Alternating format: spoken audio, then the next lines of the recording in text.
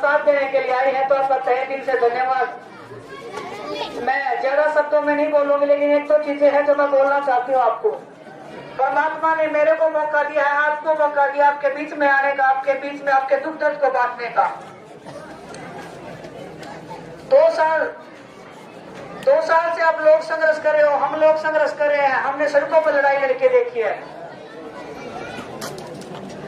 चाहे किसान आंदोलन हो, चाहे पहलवान आंदोलन हो, चाहे महिला कर्मचारियों की लड़ाई हो, चाहे सरपंच चंडीगढ़ के उस दवार पे गए हो जहाँ पे आपके भविष्य का निर्माण होता है, कहीं पे भी हमें इंसाफ नहीं मिला है। सिवाय लंडों के, लठों के और सिवाय हमारे पगड़ी के अपमान के हमें कुछ नहीं मिला है। 10 साल बीजेपी की सरकार ने हरियाणा को नंबर 1 से नीचे से नंबर 1 बना दिया है। बेरोजगारी में नंबर 1 है, खेलों में बिल्कुल हम जहाँ हमारी ऊंचाई होनी चाहिए थी। आज खेल के क्षेत्र में ओलंपिक में 6 मेडल आए हैं, 4 मेडल हमारे हरियाणा से आए हैं, लेकिन जो खेल का बजट है वो पूरे गुजरात में जाता है, हरियाणा में बजट नहीं आता है। वो हमारी कमी रही है, क्योंकि हम ऐसी सरकार बनाते हैं जो आपके बच्चों के भविष्य के साथ में खिलवाड़ करने का काम करती है। हमारे गाँव में, हमारे शहरों में पीने का पानी नहीं है, सड़कों की जो हालत है वो जर्जर हो गई है, सरकारी स्कूल नहीं है, अस्पताल नहीं है। दुनिया के किसी कोने में चले जाओ, आपको ये सुविधाएं, तो आपको एक मूलभूत सुविधा है जो जिंदगी में इंसान को आगे बढ़ने के लिए चाहिए होती है।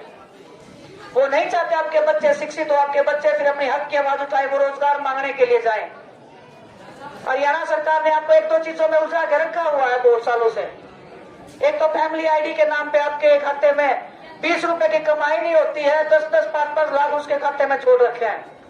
बहुत गरीब परिवार ऐसे हैं जिनके 5 रुपए नहीं है, लेकिन 10 लाख रुपए जोड़ दिए कि तुम्हारी 10 लाख की कमाई है, तुमको ये नहीं मिलेगा। अभी बच्चे नौकरी के लिए जाते हैं, वो उनको तकलीफ होती है। वहाँ पे होटल जैसी सुविधाएं बना दी है, सुविधा नहीं है, वो हमारे लिए खतरा है, हमारे भविष्य के लिए।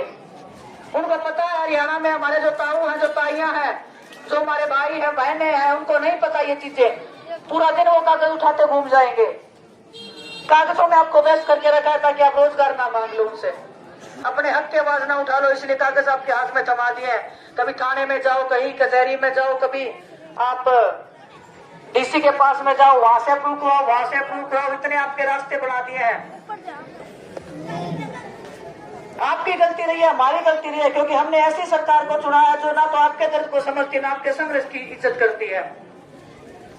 हमारा जींद का जो क्षेत्र है, जो ये जुलाना विधानसभा है, ये हमारे हरियाणा की रीढ़ की हड्डी है। ये आज पूरे हरियाणा में जो जींद सबसे ऊपर होना चाहिए था, जो ये जुलाना विधानसभा सबसे ऊपर होने चाहिए था, सबसे नीचे है, सबसे गर्त में। इसके भविष्य जो हमारा पूरा अंधकार में है, हमारे जुलाना विधानसभा क्षेत्र का। खेलों का ये हब रहा है। मैं आपको बताना चाहती हूँ, आज से 5 से 10 साल पहले जब कुश्ती में, जब नेशनल चैंपियनशिप में गोल्ड मेडल आते थे, 10 गोल्ड में से 7 या 8 गोल्ड मेडल इस निडानी, इस जुलाना विधानसभा क्षेत्र के लड़कियों के होते थे। लेकिन आज एक भी लड़की ऐसी नहीं है जो वहां पे जाए और आपका नाम करे। हमारी लड़कियां हैं, हमारी बहनें हैं, वो सुविधाओं के अभाव में है।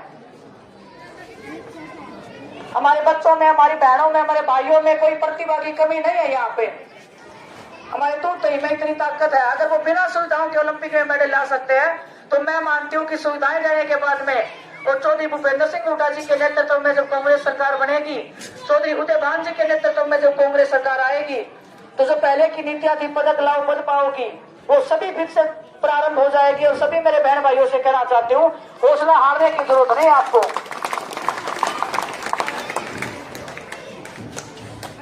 2 साल पहले हमने एक लड़ाई स्टार्ट की थी, हमारी लड़ाई नहीं थी, वो हमारी बहनों की लड़ाई थी।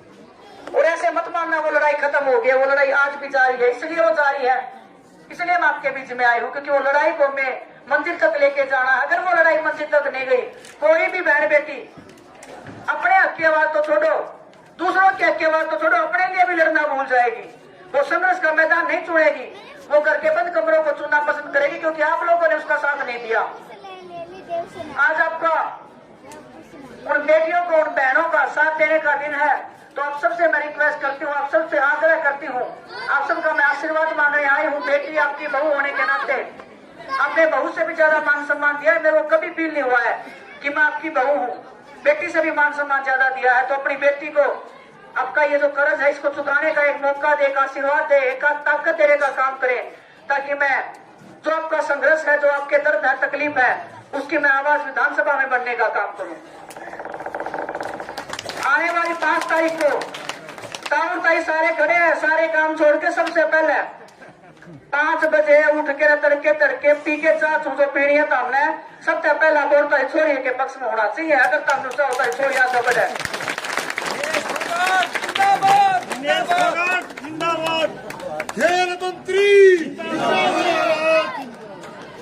जिस दिन आपने 5 तारीख को वोट डाल दिया, 6 तारीख से चादर तार के सोचो, तारी छोरी एक लिए देख लेगी सब क्या है।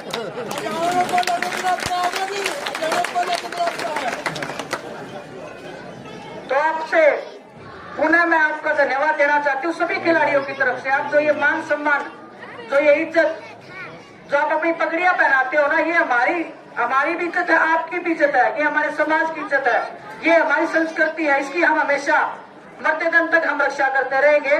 आप सबका पुनः हृदय की गहराइयों से हम सब खिलाड़ियों की तरफ से बहुत बहुत धन्यवाद, बहुत बहुत आभार।